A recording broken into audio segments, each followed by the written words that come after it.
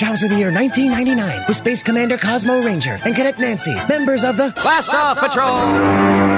As our exciting story continues, Ranger, Nancy, and the Captain have been captured by Dr. Lambert on Titania. He's put them in a chamber with a deadly Uranian Nephler beast. Plus, the walls are closing in on them. Plus, the floor is opening and they're about to drop into a vat of acid. Meanwhile, robot replicas of Ranger and Nancy are about to blow up Blast Off Patrol headquarters back on Earth. It couldn't possibly get more dangerous and exciting than this, which is why it's odd that we're cutting to an episode of The Voice.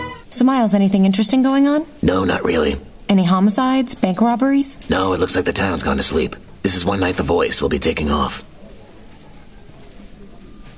Look, Sarah, I used this paperclip to make bunny ears. Meanwhile, Diamond and Lead are racing down a highway in Paris. Only 10 minutes left. If we don't get this car rental back in time, we'll have to pay for an extra day. We now rejoin Blast Off Patrol, already in progress. We barely got out of that one, sir. I'll say, let's get back to the rocket ship.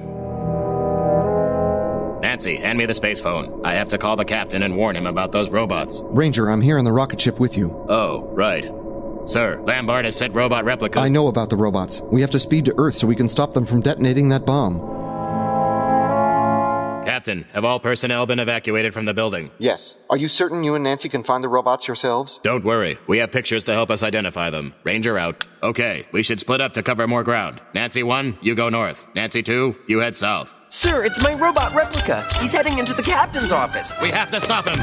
Look, he's with your robot replica, and the bomb is attached to the captain's desk.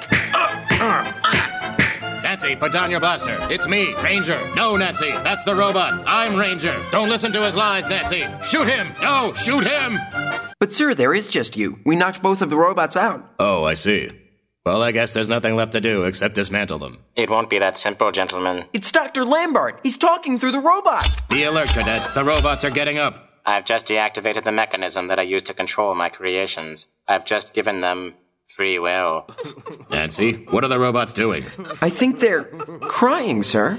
No doubt they're contemplating the evil they were forced to do at my bidding. This presents quite a moral dilemma, doesn't it? What do you mean? The robots are now independent sentient beings. The skin is metal rather than flesh, but they still think, laugh, and love like any human. Don't they have the right to live? Wouldn't dismantling them be tantamount to murder? What in fact constitutes a living being? Is it me? Would you please let me finish before you start dismantling the robots? Nancy, how are you doing with your evil robot? I've got the torso up, sir. Fine. You've won this round, Ranger, but it won't be... Well, I'd say that wraps up another successful mission, Cadet. Although we didn't capture Lambert, we did stop his robots. I only wish we found out who Lambert was working for. Sir, how long do you think these robots could have fooled everyone that they were us? Not long. A true Blast Off Patrol officer is trained to be cool under pressure. These robots were far too emotional. I'll say. In fact, it looks like they've lost their heads. Nancy, put down your robot head for a second. 2 Minute Danger Theater is written and produced by M.J. Butler, starring George Barker Barrett III, Curtis Eames, Ryan Thomas Johnson, Tori McPetrie, and me, I'm Julie, your cruise director.